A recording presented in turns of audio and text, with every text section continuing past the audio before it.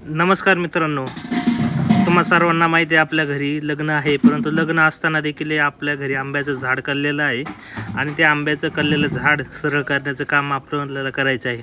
म्हणतात ना, झाडे वाढवा झाडे जगवा. त्यामुळे किती जरी काम असेल तरी आपण हे झाड सरळ करणार आहोत, जेणेकरून भविष्यात या आंब्यापासून आपल्याला रसाळ गोमदार असे आंबे खायला भेटतील. माझ्या मदतीसाठी माझा भाऊ आहे, नंतर काही वेळानं माझे वडील देखील येतील आणि त्या दृष्टीने आपण हे झाडाचं कुंपण अगोदर काढून घेऊया. आणि हे झाडाचं कुंपण जे गावाकडे राहतात त्या सगळ्यांना माहिती असेल की गावाकडे झाडाचं कुंपण कसं असतं. लाकडी नसतं तर ते लाकडे असतं, लोखंडी वगैरे तसला काही प्रकार नसतो. जसं असतं त्या पद्धतीने ते बनवलेलं असतं, जेणेकरून फक्त जनावरांपासून त्या झाडाचं जास्तीत जास्त रक्षण व्हावं एवढाच एकमेव उद्देश आहे. त्याच पद्धतीने आपण आज हे झाड पूर्णपणे संरक्षित करत आहोत, जेणेकरून भविष्यात ते कलून त्याच्या फांद्या तुटून झाड